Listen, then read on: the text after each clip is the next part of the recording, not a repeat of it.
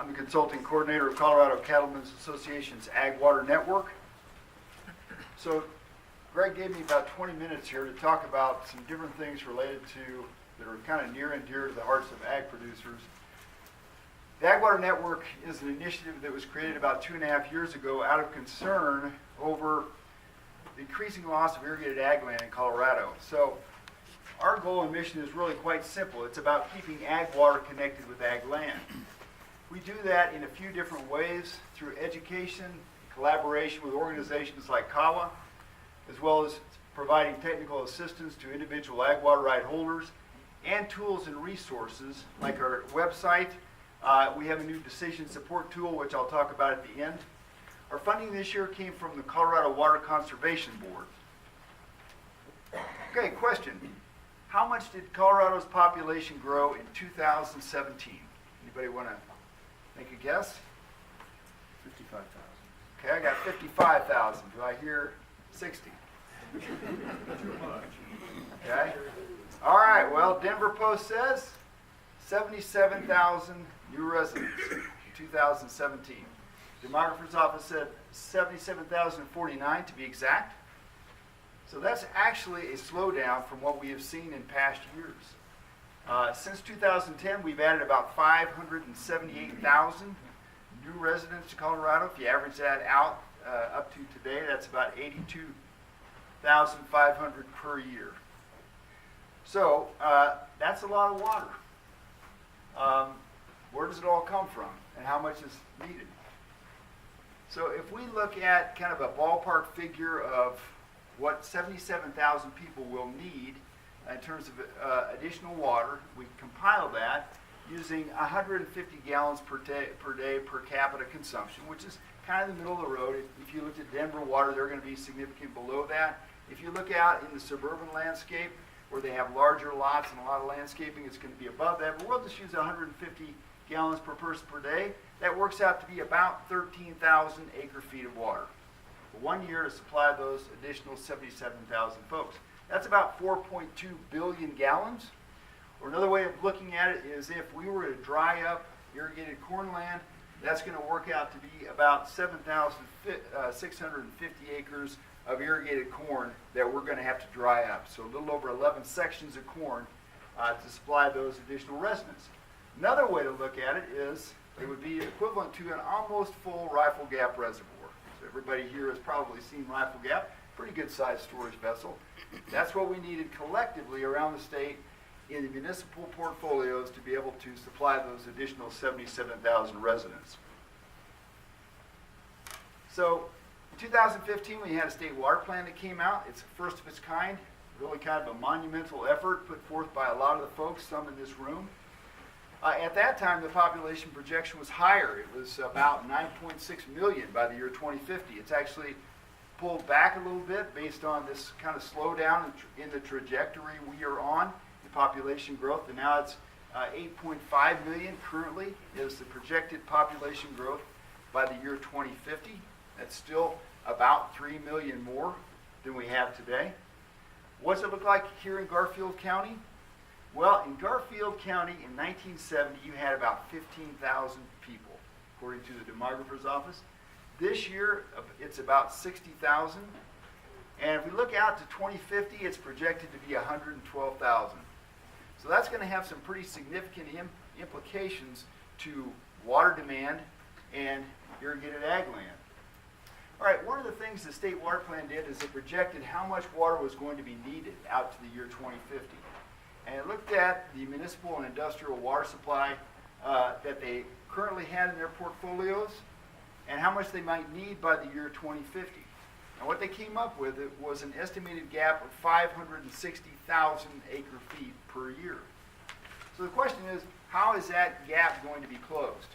Now, in the past, irrigated ag land was kind of the low-hanging fruit. So communities, developers, etc., often would go to irrigated ag land, often adjacent to communities, sometimes far away, and they would buy water rights. Sometimes they buy the land with it. They'd move that water through water court and into those municipal and industrial portfolios. The state water plan estimates that if that trend continues and most of the water that is needed to fill that gap comes out of irrigated ag, we could lose another 500 to 700,000 irrigated acres in our state. Now, we have about 2.6 million irrigated acres right now. So if we lost something along those lines of 5 to 700,000, that's going to be about a fourth of what we have left.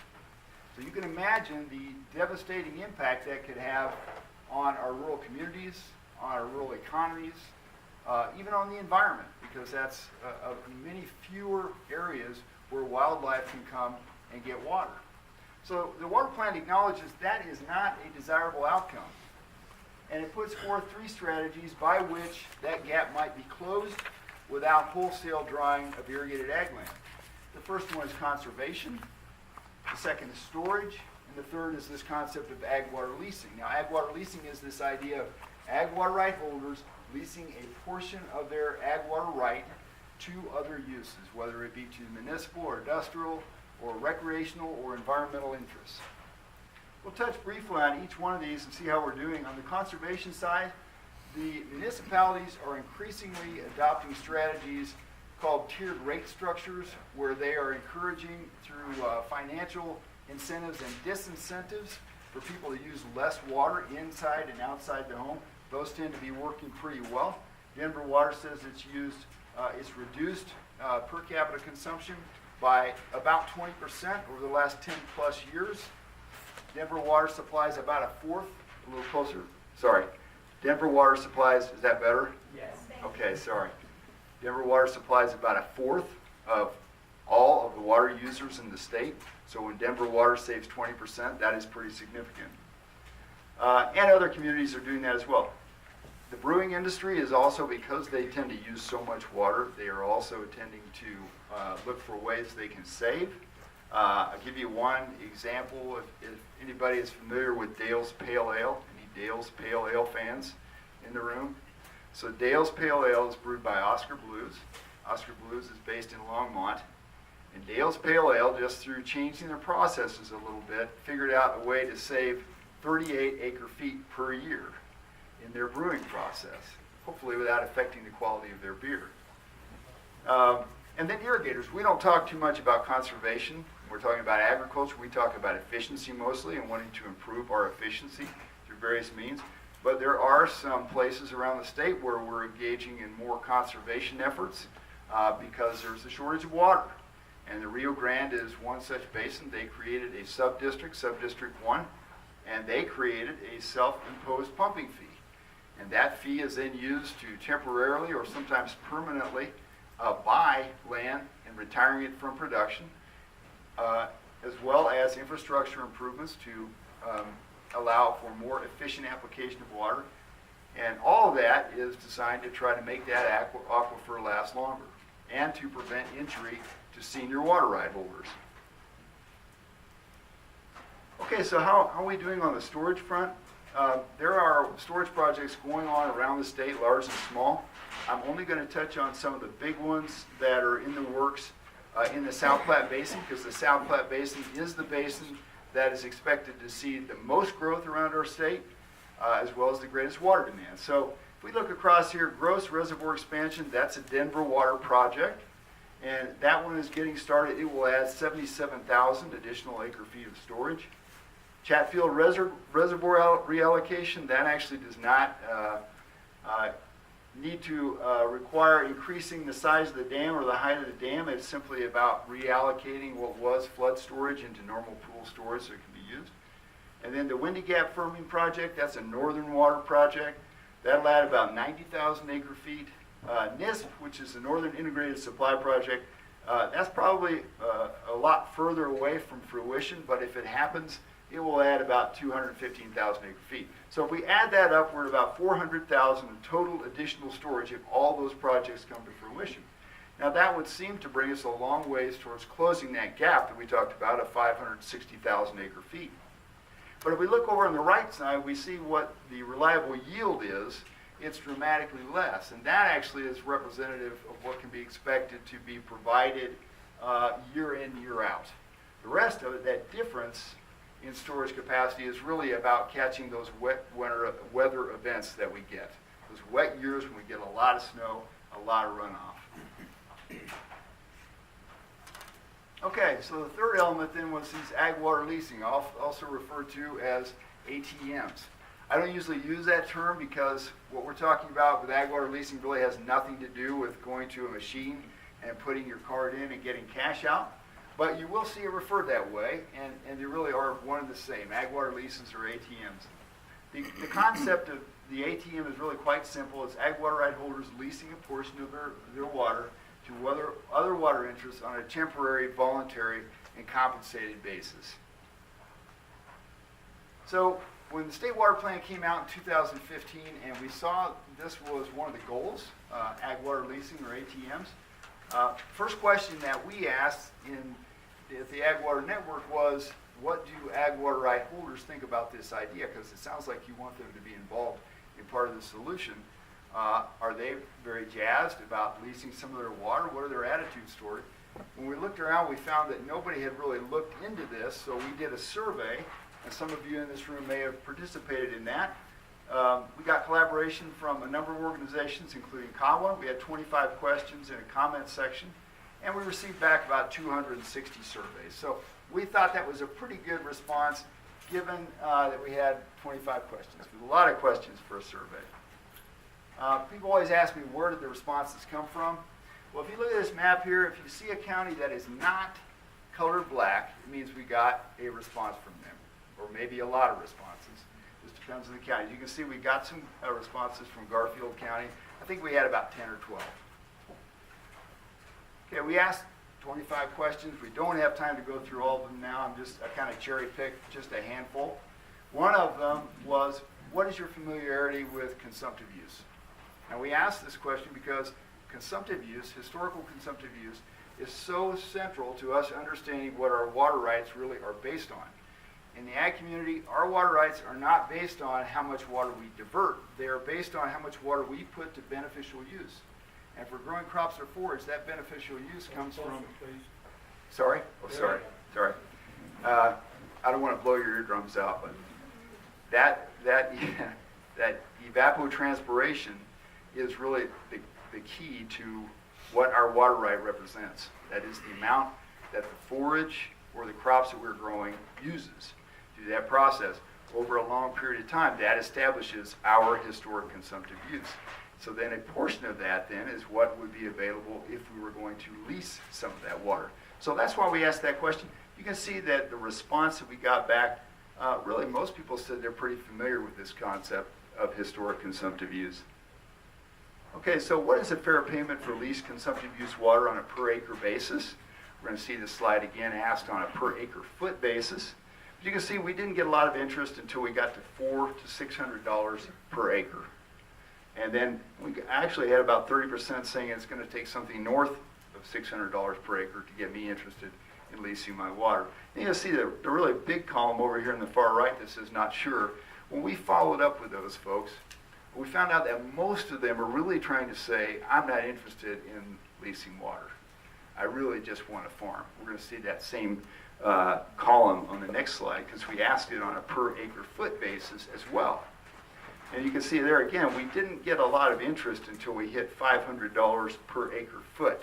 Again, this is all consumptive use water that we would be leasing. But if you go below that, anything from $500 down to less than 100, we had 40% that said that would be an acceptable rate. And what we found when we looked at this geographically, kind of the spatial distribution of responses, we found that it's very much influenced by our local water markets. So if we're used to, when we lease water, if we're used to paying a lot, then we would expect to be compensated a lot. And the reverse is also true. Again, we see a high percentage that are saying don't know, and most of those guys are saying, I'm not interested in leasing. So we're going to tie that together here in just a minute with another slide that will kind of break that out. What advantage do you see in leasing your water should you decide to do so? Far and away, 85% are saying diversification of income. Having a reliable source of income which is not subject to the roller coaster of the commodity market. And that was really appealing to a lot of folks. Increasing income, about 50% saying that, leasing when low crop prices are forecast, helping others, and then aquatic life.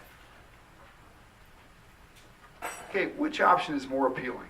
So if you had an option to lease versus just to sell, which would you prefer? We had less than 2% saying that if they had that choice, they would sell. About 45% saying they would lease. And again, now here we see that this is kind of that core that is saying neither one of those two are appealing. I don't want to sell, I don't want to lease, I just want to use my water to grow crops or forage. A few saying not sure, and then we got the guys over here on the far right that are kind of hedging their bets, and they're saying, I might sell, I might lease. It's just going to depend on the financial terms of the deal. Okay, so what are some of the examples? We got a lot of responses back that really gave us some insights on what people were thinking. I'm going to go through a few here. We need more money for irrigation efficiency upgrades, and that's kind of a chronic challenge that we have in our state. It seems like we're always needing more money around the state for irrigation efficiency upgrades. We need more funding and options for lease programs. And I think that's probably very slowly but surely coming along as we see more of these pilot projects get underway and have some success. So people see more of those. Leasing is only appealing when crop prices are low. And I had one ditch company manager say to me, let me put it in this way. When corn prices are $3, I'm interested in leasing. When corn prices are $6, not so much. Not sure how small producers could participate. I think this is probably a pretty salient point that this person made. A good observation, because what we see when we look at the successful ag water leases around the state is they tend to involve mutual ditch companies with very robust portfolios. They tend to have storage rights. They tend to have very senior rights, and they're in the right location. All those things favor having a very large pool of water available. So that's going to be a challenge for the smaller individual water right holders unless they find a way to kind of band together and create more critical mass, if you will. I think that will create a more attractive target. More information is needed on risk benefits, and this goes to not just our water rights, because they're certainly concerned about our water rights 100% ironclad guaranteed to be protected if they're participating in a lease, but also what's the impact going to be on my soil, on my crop rotation, all these things you have to weigh when you're looking at engaging in one of these leases. If we use less water, they will take the extra. So that was a concern expressed by more than one person, is that the idea is that we use our water to produce crops and food, but if we figure out a way through fallowing or deficit irrigation, what have you, to use less water, powers that be are going to figure out a way to take that, what's considered extra, away. And so, again, that's a real concern in some areas. One person who's participating in the Cattleman Canal Fallow Lease Project, that's a project that is going on down in the lower Arkansas River Valley. It just completed its third successful year of operation. They're freeing up through fallow irrigation or rotational fallowing 500 or up to 500 acre feet per year and leasing that water to the communities of Fountain, Fowler, and Security. This person who is participating in that, and there are a number of farmers that are, said, I see no negative community impacts, only positive. And then someone said the bottom line is we need to figure out a way to control our population growth. And that is indeed what is driving this discussion. Okay, so when we looked at ag water leases that are already going on around the state, we looked at the compensation rates on a per acre foot and on a per acre basis. We saw wide variability on a per acre foot basis from less than $100 per acre foot up to $1,550. And that $1,550 was related to an oil and gas lease. On a per acre foot basis, we saw up to $1,020. That $1,020 is related to that Cattleman Canal lease project I just mentioned in the lower Ark Valley. What are some of the common traits we see? There is significant time and cost involved in setting up a lease. That hopefully will get a little simpler as more laws are passed. We get more experience under our belts about how these ought to work. Mostly mutual ditch companies involved. There are some individuals that are leasing their water if they have very senior rights and they have to be in just the right location. We see some of that on an individual basis, but mostly the larger ditch companies. And then lease participants typically fallow their least productive land, which makes good sense. More farmers wanted to participate than were able to. And typically, this is the case, that once farmers see the terms of the deal, they get more interest than they're able to accommodate through these leases. Okay, I mentioned that we have developed a decision support tool. This is really just a screening tool designed for ag water right holders to be able to provide some basic information about their water rights through our Ag Water Network website. And they are going to get a score. Essentially, it's just designed to assess the potential of leasing your water right. If you're interested in what is the suitability of my water right, and getting a kind of a score there, you can go to our website agwaternetwork.org, and this is just a screenshot of the page, and I just kind of randomly filled out the questions. But each question has a drop-down menu there that you select from, and based on the selection that you make, that's going to have a score assigned to it. And if you go follow that all the way down at the bottom, you see in this case the score is 18. So that corresponds to a narrative evaluation or narrative score of moderate. And you can score high, moderate, or limited based on the characteristics of your water rights. So if you get a chance, jump on agwaternetwork.org, fill it out, see what you get. If you can't make sense of what you're getting, one of the things you can do is go over to this little eye icon on the right, and that's going to explain kind of the logic behind each one of these. You can also email me and say, hey Phil, this thing is messed up. I got this and I don't think it's right.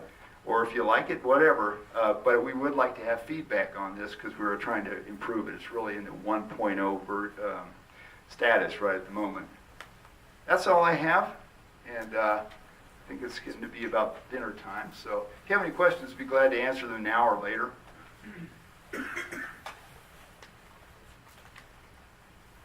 Okay. Greg, I guess we can say it's time to eat, huh? All right, yeah, so if everybody, we're going to try to do this in a not chaotic way, but we'll see how it works. So we've got food. If people can line up, you can go on down both sides here, and we've got about half